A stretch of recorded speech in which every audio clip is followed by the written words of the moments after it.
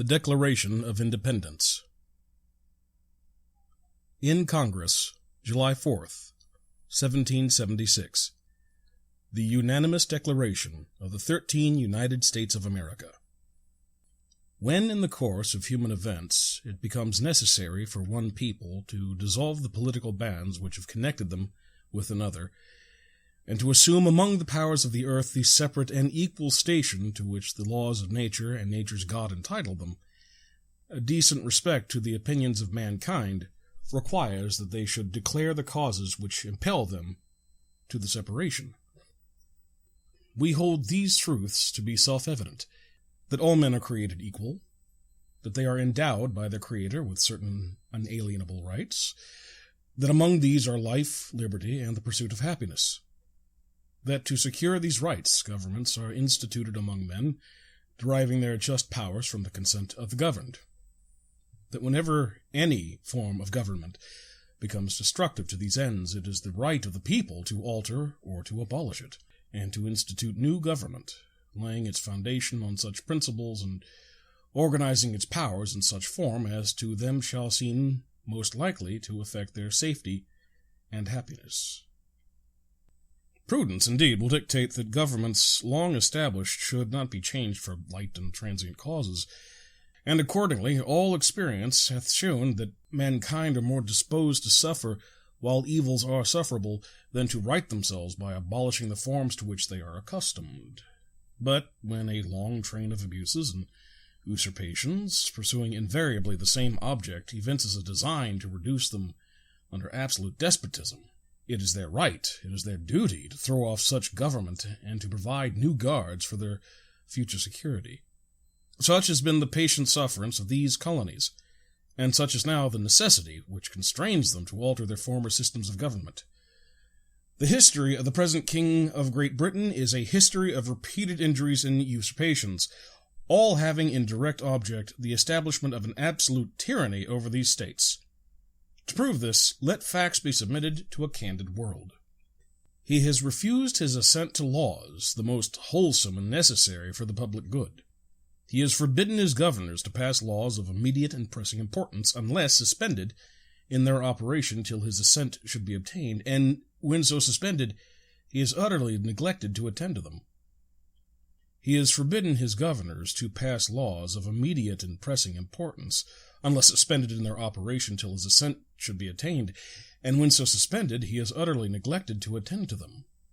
He has refused to pass other laws for the accommodation of large districts of people, unless those people would relinquish the right of representation in the legislature, a right inestimable to them, and formidable to tyrants only.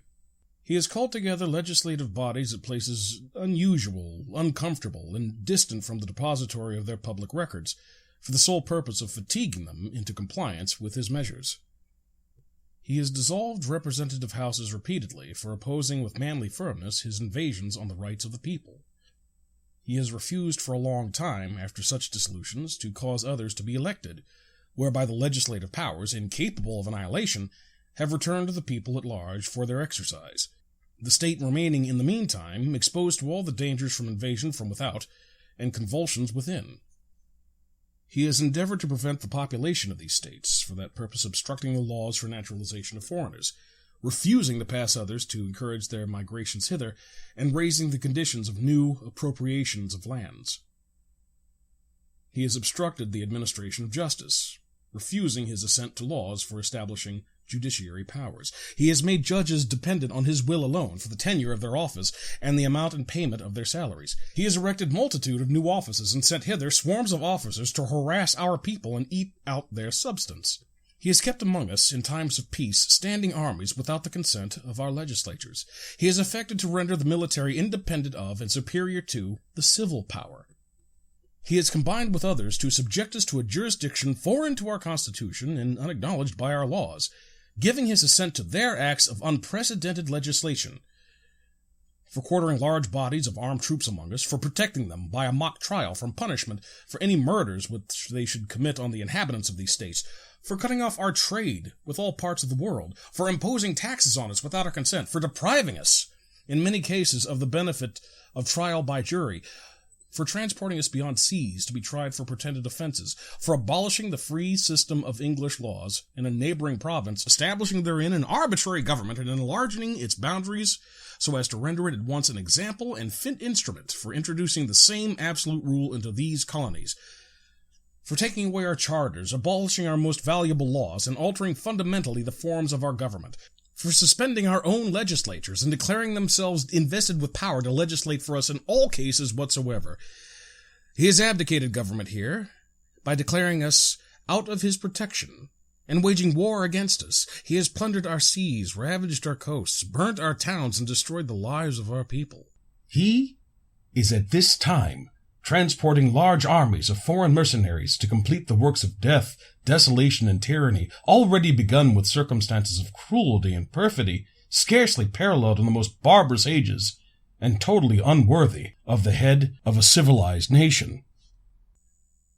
He has constrained our fellow citizens taken captive on the high seas to bear arms against their country, to become the executioners of their friends and brethren, or to fall themselves by their hands. He has excited domestic insurrections amongst us, and has endeavored to bring on the inhabitants of our frontiers, the merciless Indian savages, whose known rule of warfare is an undistinguished destruction of all ages, sexes, and conditions.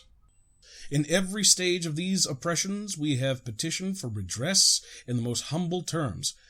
Our repeated petitions have been answered only by repeated injury. The prince whose character is thus marked by every act which may define a tyrant is unfit to be the ruler of a free people. Nor have we been wanting in our attentions to our British brethren. We have warned them, from time to time, of attempts by their legislature to extend an unwarrantable jurisdiction over us. We have reminded them of the circumstances of our emigration and settlement here. We have appealed to their native justice and magnanimity, and we have conjured them by the ties of our common kindred to disavow these usurpations, which would inevitably interrupt our connections and correspondence. They, too, have been deaf to the voice of justice and consanguinity. We must, therefore, acquiesce in the necessity which denounces our separation and hold them as we hold the rest of mankind, enemies in war, in peace, friends. We, therefore, the representatives of the United States of America, in General Congress assembled, appealing to the Supreme Judge of the world for the rectitude of our intentions, do, in the name and by the authority of the good people of these colonies, solemnly publish and declare that these united colonies are, and of right ought to be, free and independent states. That they are absolved from all allegiance to the British Crown, and that all political connection between them and the state of Great Britain is and ought to be totally dissolved, and that as free and independent states they have full power to levy war, conclude peace, contract alliances, establish commerce, and to do all other acts and things which independent states may of right do. And for the support of this declaration, with a firm reliance on the protection of divine providence, we mutually pledge our lives, our fortunes, and our sacred honor.